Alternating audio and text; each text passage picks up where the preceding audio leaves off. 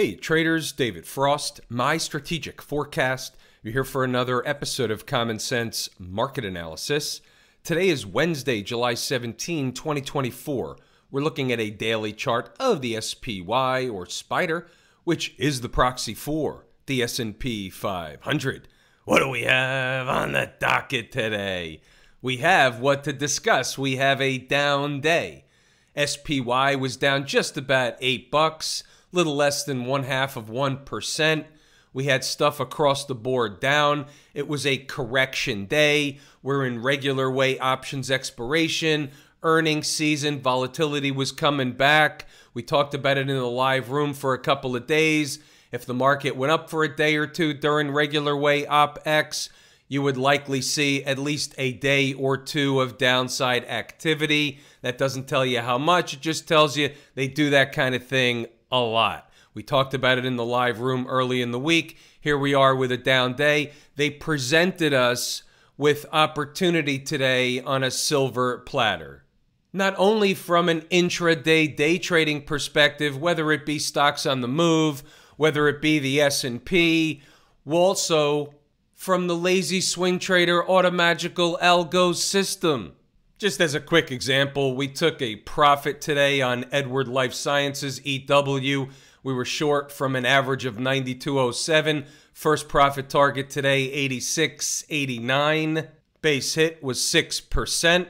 The rest is a risk-free, emotionless trade. There's more downside on the board. There are more price targets. Here's a daily chart of General Mills. Guys, we were long guys. How does this happen in the face of an S&P that's down 1.5 today, 1.5%? Funny how that works. Here's another daily chart. Bristol Myers, BMY, long. In a down day, we're long Bristol Myers. We're long Gilead, another nice up day in Gilead, 2.3%. Just as an example, you have shorts, you have longs. They're both going to work out at various times. Likely when you least expect it. Funny how that works. Lazy swing trader, automagical algo system had a nice day today across the board. Not to mention a new one triggered right into the closing bell. Getting back to the S&P, what do we have on the board? So the market turned. We have a nice big down day. They've broken the chain. They were up every day. They were grinding up. Now they gave the rug a little tug underneath, pull the rug out a little bit. Let's have a little bit of a correction, or do they go right back up? Either way, we know where they're going on the downside, meaning where support is from a general perspective, not necessarily to the penny. Inside the number members will have that information. However, we know the area around 550 is extremely important for two reasons at minimum. Reason number one, it's the most recent breakout area in the sequence. Market ran up to this spot here, decided to pull back a little bit, took several days to grind on through, broke out above. Not saying they're coming back tomorrow to 500, but if and when they do come back to 500, it is paying a visit to the most recent breakout area. Under normal garden variety market conditions, you find at minimum of intraday support. Reason number two, it's a spike through the current 20 period or 20-day moving average. Didn't we talk last week and early this week and up to yesterday about they're getting a little bit extended from home base? When the market gets extended from home base, the tendency is to come back toward home base or eat some time off the clock and give home base a chance to rise toward price, working off some of the air-quoted overbought condition. We can't get a read yet on the weekly chart because it's Wednesday. There's 2 more trading days in the week. We don't know where they'll close the week. We don't know whether they will close considerably lower than they are now. We don't know whether they will close with a doji candle. We don't know whether they'll close at a new high by the end of the week.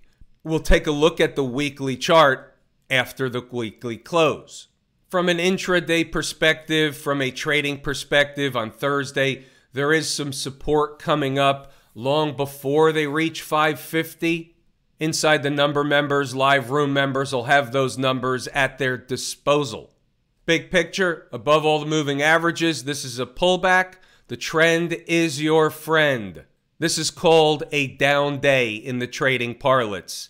It's not a panic situation. 4-hour chart, into the 20-period moving average on the 4-hour chart. We're watching this as a gauge. Can they sustain price above or at least ride the 20-period moving average for a while? Or do they give up the 20-period moving average on this 4-hour chart, signifying trend changing trend? Everything morphs from small to large. We get the picture from large back to small. It's synergistic. 3-hour chart, below the 20-period moving average, putting in a bearish, flaggish, leaking kind of situation. That's bearish.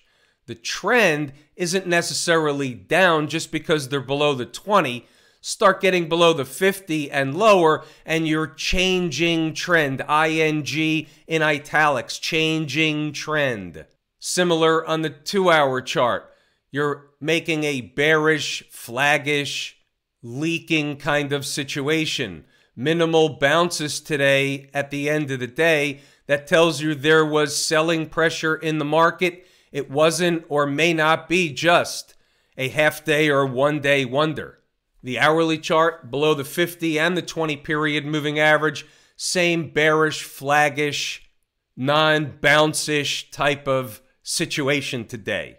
And by the way, there's a third reason why 550, not the 20-period moving average, not the most recent breakout area, but 550 in and of itself from a numerological perspective is important. Why is that? 500's important. 1,000's important. Half of 1,000 is 500. Half of 500 is 250. That's important. But there are important numbers in between. 551, not so important. 550, important. Between 500 and 600, midpoint phenomenon. You folks in the live room will know well what we're talking about with that. We have a midpoint phenomenon trading situation going on in the live trading room. It really is a phenomenon. You have to come see it to believe it. By the way, traders from the live room, whether it be stocks on the move, S&P, tell the other folks out there, help a brother out. I'm not the brother, the other traders are the brothers. Is this a place where you can learn, make money, not necessarily in that order? Can you find success in the live trading room, inside the numbers live? Is that a place you can benefit from? Is there value there? Do you get your money's worth? Can you post a comment under the video for those that are wondering, please? What about inside the numbers? Wake up with a hint of opportunity in the air. That's what we were thinking right out of the gate this morning. We've got an OPEX midweek pullback operation. Let's get right into the figures. We're going to highlight a few things as the morning unfolds. Things change when the market's a little volatile. But we knew right out of the gate we had an important number in 558.88, give or take. Now, a pivot means she's bullish or bullish-er above, bearish or bearish-er below. But remember this one, 560.80 is important and has pivot-ish qualities. Now here's your 5-minute chart. Right of the vertical is today's activity. 560.80 is above. They never got there, but you'll notice as we go through the notes, as the morning grows on, that number gets adjusted down. It'll be funny how that works, and you'll get that point in a moment. But look at the other number, 558.88. That was the pivot today, and you can see them work over this number this morning. Above it, she's trying to rally, get below it. She can't, comes back to test it, test it, test it, test it, fails, never looks back. Let's see what else we have as the morning grows on.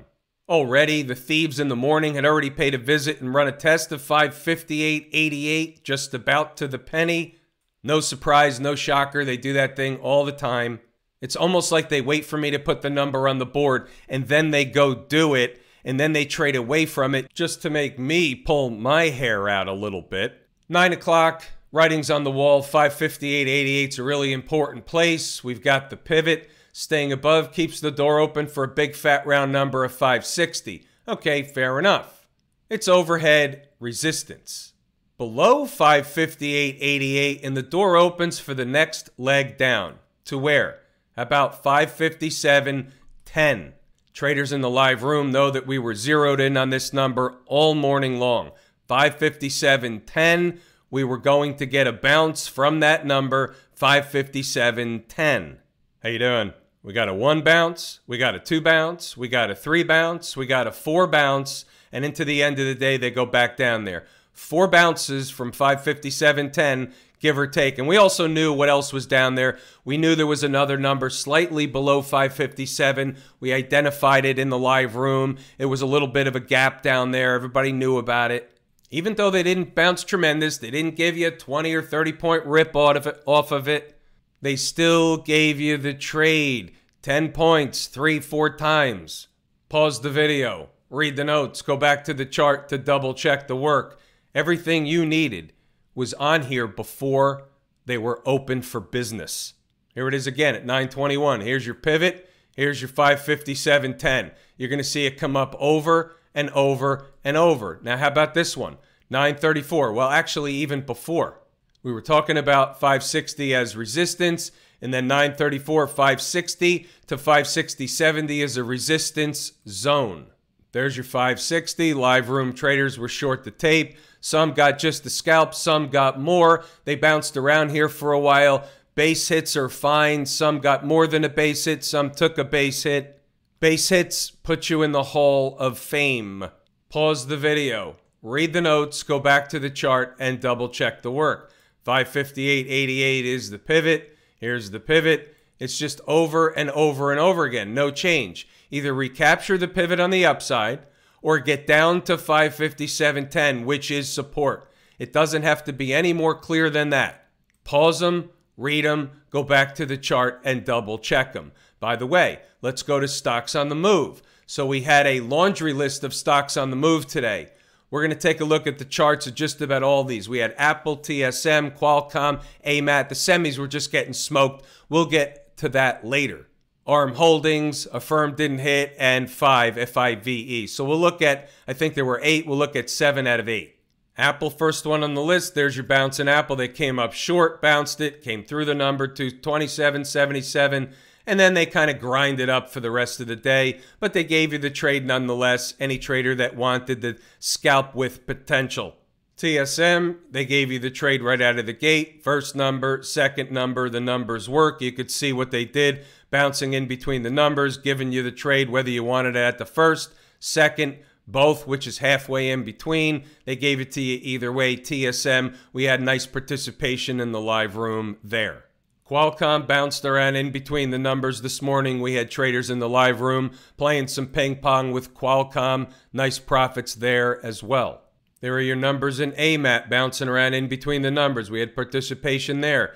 First number, second number, third number. All the trades are in the morning. This stuff leaking into the end of the day. The trades are long gone by then. This is a morning business. Each bounce here is a couple of bucks. This is what you're looking for, or more. There are your numbers in ARM Holdings. You could see this nice ripper from the midpoint phenomenon this morning, right back up. That was a nice trade. We had participation in ARM from the first number and then playing ping pong around the second and third numbers later in the morning. By the way, the numbers work. 5 below. We had some participation, believe it or not, from the third price in 5 below. At the time, the live room was real busy with all this other stuff. Nonetheless, the numbers paid off from an all 3 of them perspective. What's going on over in Camp IWM? Is that a top? Is that a topping tail? Do you have something to trade against? Will there be a retracement? Was this an exhaustion move on the breakout move above this triangle thingamajig? I'm going to take that off. We don't need it anymore. The short answers to that stuff is, here's the read. I talk about it all the time. Sign or signal of a trend change. Check. You got one. Gives you something to trade against. Check. You got one. What does that mean? It means against today's high. Well, it's not really that close. It is technically how you do it. Against today's high, which is 226.64, that's where the short trade, if there was a short trade, is wrong. what's likely to happen? It's either going to have some quick follow through, not let you in a trade, or they'll have some retracement around halfway home, meaning from around today's close up to the high. Let them retrace it, make it look like the thing's recovering. They do some kind of a garden variety retracement and then fall again. All you know is, from a technical perspective, how do you do this? How do you take trades? How do you know where you're wrong? What is a sign or signal of a trend change? This is one of those things that I teach in my course, Lazy E-mini Trader. This is a great example. You would trade this against the high. Any daily closes above today's high, a short trade would be wrong. You could hold a short with less than a $4 risk in the IWM. It's less than 2%. You know where you're wrong. Check. It's losing small and fast if you have to lose it all. Check. You have something to trade against. Check. Can you be faked out? Yes. But these are the technical attributes you're looking for. Look at this. What did I just do? I flipped the script. I flipped the chart. I just want you to get this perspective. If you were looking at this, a market that came down and down and down, this was a crash scenario on this chart. We're looking at a crash. We're looking at a tail bottom. Do you have any idea how many emails I would get asking if they could buy this? Is that a good bottom? Can they trade it against the low? Well, looking at this under those circumstances and that thought process, everything that happens below happens above and vice versa. That was the same chart as this. It's all a matter of perspective and how you look at things. I have a tendency to look at things a little bit different than most. Either that's a brand new leg higher that's just getting started down here with the volume, or that's an exhaustion move and they're going to pull back quite a bit. A normal garden variety retracement. Just a 382 retracement brings you to about 215, 216, somewhere in there. Wasn't the media just talking about the great rotation into small caps and all this stuff? Let's double check that that wasn't exhaustion more toward the end of a move than the beginning of a move. Even in the live room, traders will ask me, as much as yesterday I think I got asked the question, hey, is money rotating to the small caps? And my answer was very simple. It already happened. See how what happens is when you hear this stuff and you hear it from the media and it's after the fact, you have one thought process, but you have to think clearly with the market.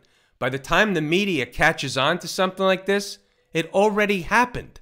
What's going on with the folks down at the transportation department? Well, they broke out of their situation here with this upper trend line, and it wasn't as much of a debacle type day as 227 points might indicate. It was down about 1.4%, which is only about a half, funny how that works, about half of yesterday's gain. Not going to necessarily read anything into that just yet. I would like to see where the week closes in terms of this particular triangular pattern. Are we going to stay above? Is she going to stay above this upper trend line by the end of the week, or dip back below and it will just be a test and a spike of the trend line, maybe starts working her way lower? We'll see where that goes. I'm watching this trend line by Friday. But all in all, the transports today were pretty much on par with the amount that the S&P was down. No relative strength, no relative weakness. It was on par. What about the Q people? Did we talk about 482 last night? Seems like they're sitting around 482 in the aftermarket, 482.30, right up there on the left side. All of a sudden, home base, or the 20-period moving average, is resistance. Remember, this was a different chart than the S&P.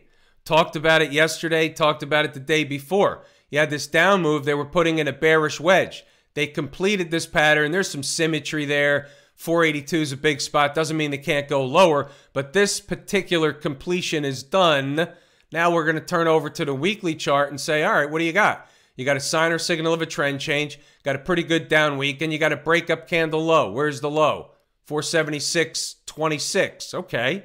We want to know where that is, 476.26. somewhere in the vicinity of that area if she's down there tomorrow, barring gapping way below that or something like that. But if she's trading in that zone tomorrow, you're going to expect a bull-bear battle, at least from an intraday perspective. Why? It's a weekly chart breakup candle low. Doesn't mean they'll stop on a dime, but if they spike it, they'll fight back to it. It's important. Mrs. Market knows about that spot. Other people know about that spot. There's generally a bull-bear battle around that spot. Write it down, put it on a sticky note.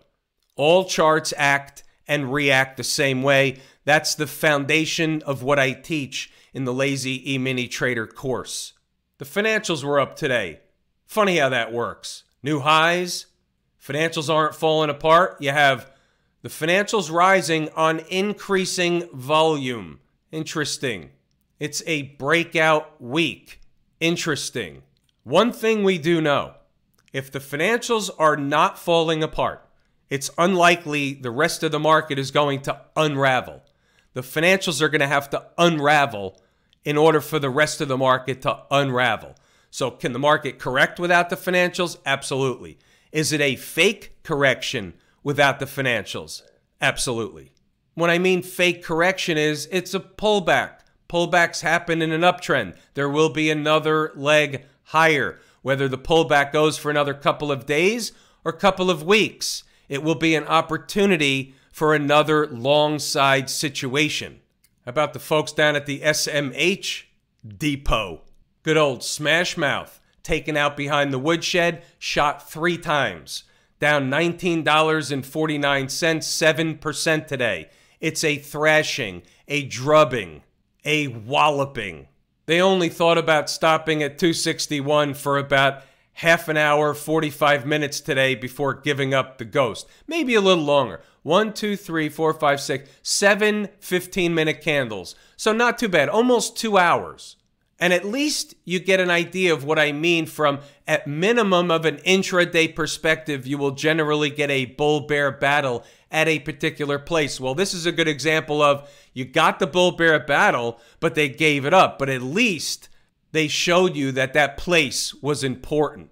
If they take them out behind the woodshed one more time, 244, 243, maybe a place, depending on a real-time look, where you want to buy them with 2, maybe even 3 hands. Might want to just write that down, write it in pencil. I'll let my traders in the live room have a real-time discussion on this one tomorrow. Somebody will bring it up. We'll just say it's somewhere in that area, give or take a few pennies on either side, 243.35, maybe even down as much as $1. But that should be an interesting spot if reached sooner than later.